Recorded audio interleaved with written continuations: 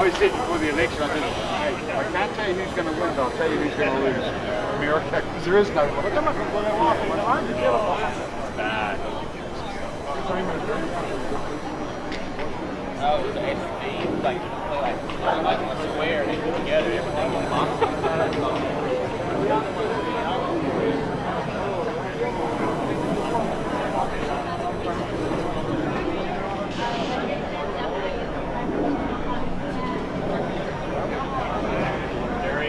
I'm sorry. This week.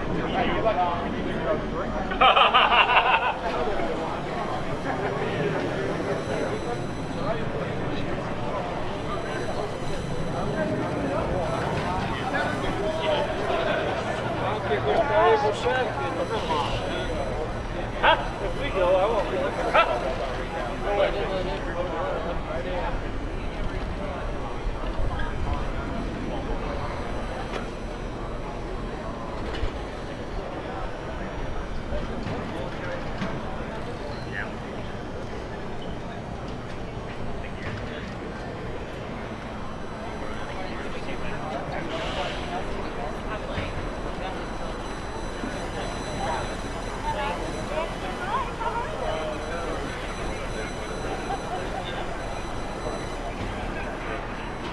Hidden in the Ohio shop of a guy named Bob Bertelson sits one of the most venomous Corvettes ever built.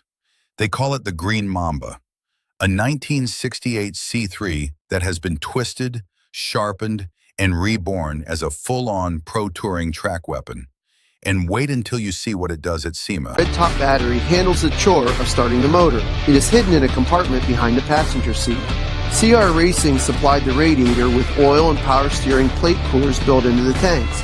This provides excellent cooling for the motor while racing. The inch and 7/8 custom headers were made and connected to 4-inch tubing running to the hooker side pipes. The Green Mamba started life as a 1968 Chevrolet Corvette, a chrome bumper small block, a 3-speed, and a body that had already lived more than one hard life. What it did not have was a wing, a wide body, or any hint of the monster it was about to become. Bob Bertelson bought it because he wanted one thing. He wanted a Corvette he could drive. Not trailer, not polish, drive. The covers on the side pipes were laser cut by Hickey Metal Fab. I added insulation to the back of the covers before installing them. It now reduces the side pipe heat from 500 degrees to just over 100 degrees, which eliminates a lot of burned legs. I use a Holley Dominator ECU to control the motor, as this system is fairly easy to program. One of the things I like... The first decision was the most important one. Nothing stock was going to survive.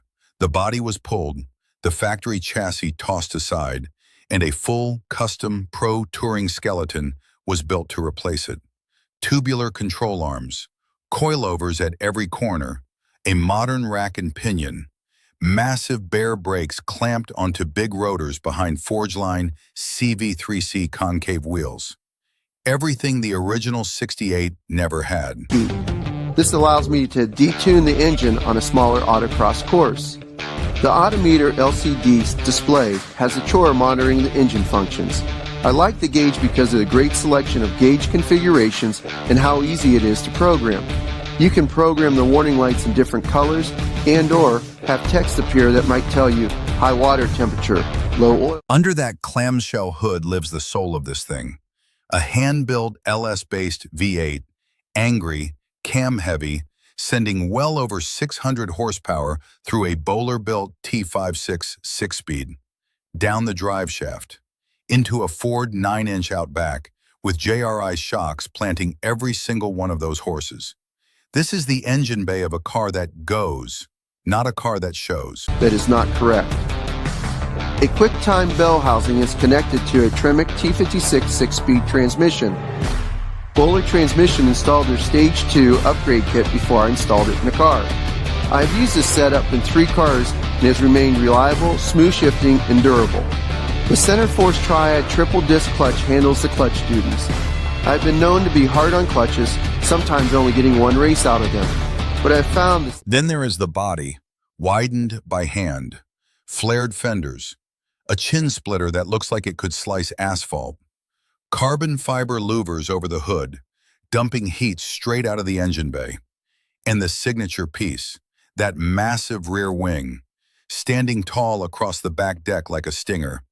Hand-fabricated carbon to hammer the rear tires into the pavement at triple digits. To have Detroit Speed's new Speedray front suspension and the new Decalink independent rear suspension. I use Detroit Speed because I found their parts have worked exceptionally well in my past builds. This new suspension allows for a lot of adjustment and the car handles like it's on rails. I use JRI double adjustable shocks for my cars. The shocks are fairly easy to adjust for different track conditions. The color tells you exactly what Bob was thinking. Acid green, venom green, the green of something that wants to bite. And if the paint were not loud enough, the snake scale graphic along the flanks finishes the sentence. Number 14 on the door, G-MAMBA on the plate. There is zero confusion about what this car is or what it intends to do. You can tell I like the way it hooks and drives out of the corners. The brake master cylinder is a new design from Detroit Speed. It runs 2 Tilton master cylinders with a brake bias shaft. I like the adjustability of this system. Stopping the car are 6-piston bare brake 6R calipers and 14-inch rotors. I run Hawk DTC 30 front pads and Hawk Plus. Inside, every ounce of comfort that was not needed went in the dumpster. Fixed back racing buckets, a 6-point harness, a roll structure tying the chassis together, a digital dash that tells you exactly what the engine is doing, and that is it. No stereo, no cup holders, no apologies. Just the tools you need to drive this thing at 10/10 on a road course.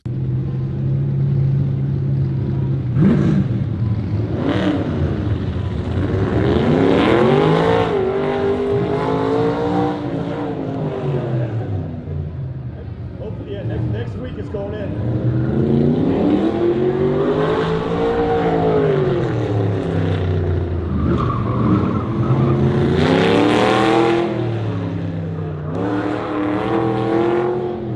Classic Performance Parts, hashtag Classic Perform.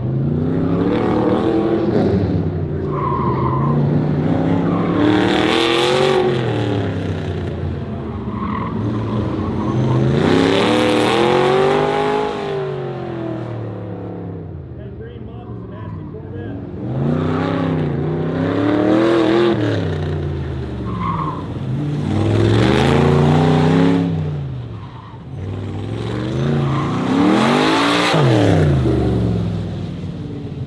Because driving it is what this whole build has been about from day one. Goodguys Autocross, Optima Ultimate Street Car, open track days. Wherever there is a cone, a corner, or a stopwatch, the Green Mamba shows up. And more often than not, it shows up the field. BFG Rival S tires have the job of keeping the car on the track. I've tried several tires, but found these to be the best grip for a 200 treadwear tire. The front tires are 315/30/18s and the rears are 335/30/18s. The tires are mounted to Forgeline CV3C rims, which are coated in black chrome and translucent smoke gray. I've used Forgeline on several of my builds as they are well made. You can see it in the way the car sets into a corner. The nose dives, the fenders fill up with tire, the wing loads, and it just bites down on the line and carries speed through the apex that cars twice as new cannot match. This is not a show car pretending to be a race car. This is a race car pretending to be a 68. By 11.5 and the rears are 18 by 12.5. The steering column is made by I Did It. I use an NRG quick release steering wheel adapter and a Detroit Speed steering wheel. The interior was built and covered by Trick Labs. I wanted easy access to electronics, so they built a drawer that slides out of the dash and houses the American Auto Wire fuse panel and Holley Dominator ECU. The brake work alone tells you the story. 6-piston bare calipers up front, 4 pistons in back, massive slotted rotors. Because when you are running this much motor on this kind of rubber, the hard part is not making it go. The hard part is making it stop. And the Mamba stops like a car that is 30 years newer than its VIN suggests. Applied the mini heater and controls. I use this unit because there's not much room behind the dash and it puts out lots of heat when needed.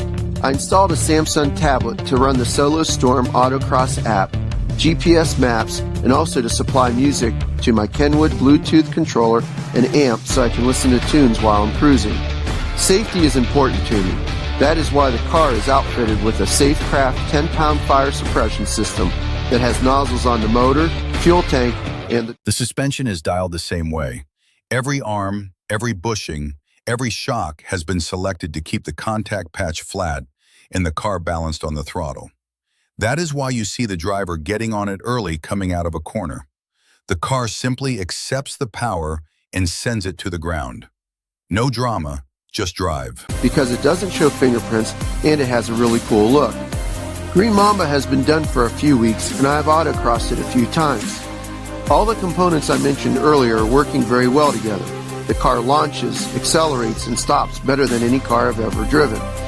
When cornering, the car stays flat and grips very well. Once I get a little more comfortable with the car and how well it works, I think I'll be. And when the green light drops at an event, the Mamba is not there to participate. It is there to beat people. ATEC Motorsports SEMA 2025 booth. Goodguys Nationals podium. Motor State Challenge at Tire Rack. Wherever this car turns up, it leaves with hardware and a lap time worth remembering. I'm Bob Bertelsen, and this is Green Mamba, my 1968 Corvette. I've designed new hood louvers for an LT1 hood and fender louvers that fit both stock and flared fenders. These stylish and functional louvers are being produced by Dynamic Corvettes. The louvers are available in either carbon fiber or fiberglass and can be This is what a Corvette looks like when you refuse to compromise. Old body, new bones, old soul, modern teeth. The Green Mamba is not for everybody. It is for the ones who understand that a car is only as good as what you actually do with it. And Bob Bertelsen drives the absolute hell out of this one.